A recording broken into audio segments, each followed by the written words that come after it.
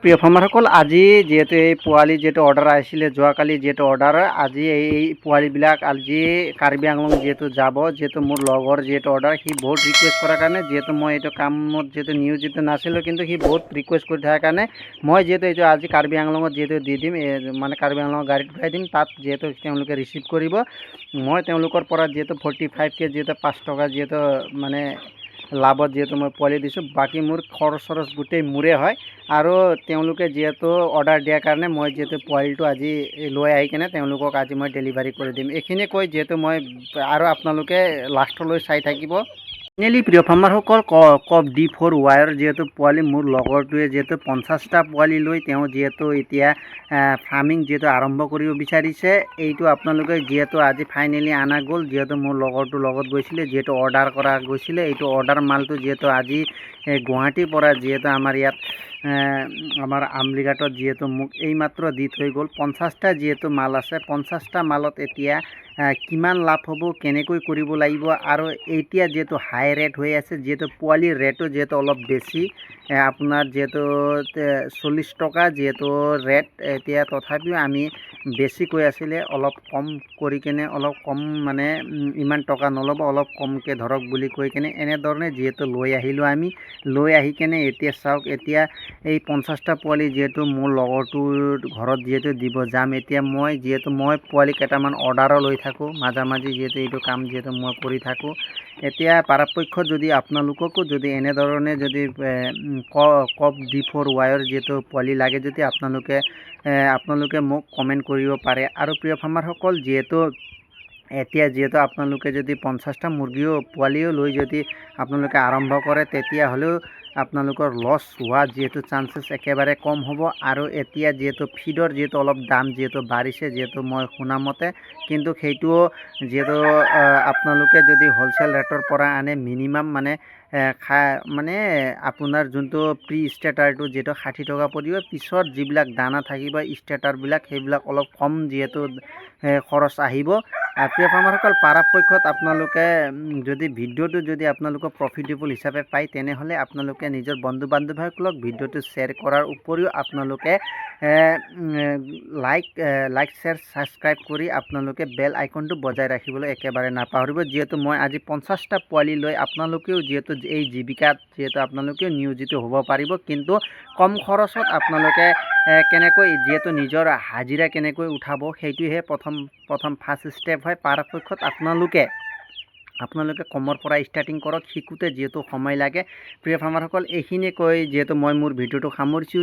এতিয়া যিহেতু আপোনালোকে দেখা পালে, যিহেতু 50টা মুৰ্গী যিহেতু আজি ডেলিভাৰী কৰা গৈছে, কাৰণ মই যিহেতু কাৰ্টুনত আনি কেনে আকৌ মানে মই খাচাত মিলাই কেনে যিহেতু দিবলগীয়া হৈছে, তেওঁলোকক যিহেতু মই দি দিছোঁ। এতিয়া প্ৰিয় ফাৰ্মাৰসকল, আপোনালোকে যদি কোম্পানী ফাৰ্মিং কৰে, তেনেহ'লে আপোনালোকে এক্সট্ৰা পোৱালি লোৱাটো মই ভাবোঁ নল'লে ভাল আছে। যিসকলে প্ৰাইভেটলি পুহে, যিহেতু কাৰ্বি আংলং ছাইডে যিহেতু বহুত ভাল আছে ইয়াৰ মাৰ্কেট, আপোনালোকে কাৰ্বি আংলং ছাইডে যদি আপোনালোকে আছে, তেনেহ'লে আপোনালোকৰ খুবেই ভাল।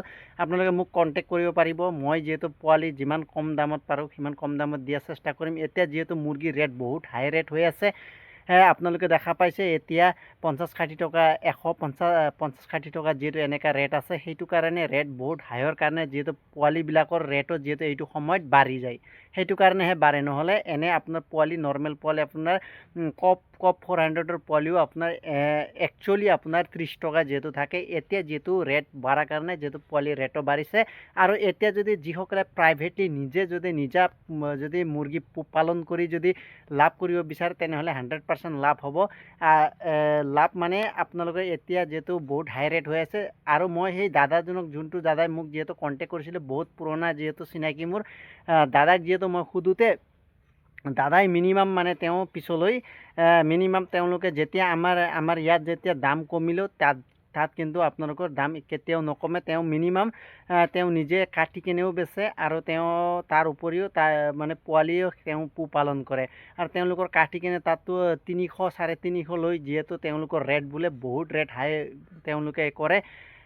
এতিয়া যিহেতু আপোনালোকক মই এটাই কথা ইয়াৰ পৰা জ্ঞাত কৰিব বিচাৰিছোঁ, এতিয়া যদি আপোনালোকে পাৰ্চনেলি যদি ব্ৰইলাৰ যদি আনি আপোনালোকে নিজে পালন কৰিও যদি বেচে, তথাপিও মানে আপোনালোকে ভাল এটা ৰেটত আপোনালোকে যেতিয়া মুৰ্গীবিলাক গ্ৰ'থ আহিব তেতিয়া আপোনালোকে ভাল ৰেট এটাত আপোনালোকে বেচিব পাৰিব।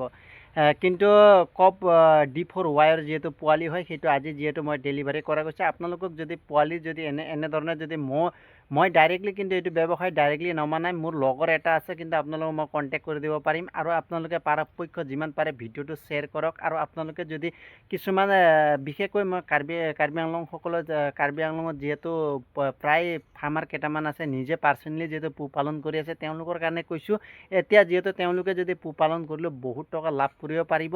আৰু আপোনালোকে পৰাপক্ষত আৰু ভাল আৰু মানে গ্ৰ'থ থকা পোৱালি, যিহেতু ষ্টাৰ্ণৰ পোৱালি নহ'লে লটাছৰ পোৱালি এনেদৰে যদি আপোনালোকে লয় আৰু আপোনালোকৰ গ্ৰ'থ আহে, তেওঁলোকে কি কৰে বোলে, তেওঁলোকে প্ৰায় মানে প্ৰি ষ্টাৰ্টাৰটো দানা তেওঁলোকে নিজে খুৱাই, তাৰপিছত তেওঁলোকে কি কৰে, মাকৈ তেওঁলোকৰ ঘৰৰ নিজৰ ঘৰত যিহেতু মাকৈ আছে, তেওঁলোকে মিলিং কৰি কিনে গোটেই মাকৈ খুৱাই কিনে তেওঁলোকে ধুনীয়া এটা গ্ৰ'থ কৰি কিনে ভাল এটা লাভত মানে তেওঁলোকে ব্যৱসায় কৰি আছে। হয় প্ৰিয় ফাৰ্মাৰসকল, এইটো যিহেতু মই ইনফৰমেশ্যন আপোনালোকক দিব বিচাৰিছোঁ। পৰাপক্ষত আপোনালোকে যদি আপোনালোকে প্ৰাইভেটলি যদি ফাৰ্মিং কৰে, তেনেহ'লে আপোনালোকক যদি পোৱালি যদি লাগে, তেনেহ'লে আপোনালোকে মোক কণ্টেক্ট কৰিব পাৰে। যিহেতু মোৰ হেক্সৰ লগতো যিহেতু কণ্টেক্ট আছে, আপোনালোকক ডাইৰেক্ট কণ্টেক্টো কৰাই দিব পাৰিম। এইখিনি কৈ যিহেতু মই মোৰ ভিডিঅ'টো যিহেতু সামৰিছোঁ, কাৰণ পৰাপক্ষত আপোনালোকে লাইক শ্বেয়াৰ ছাবস্ক্ৰাইব কৰিবতো, এইখিনি মোৰ পূৰা বিশ্বাস আছে। জয় হিন্দ, জয় আই অসম।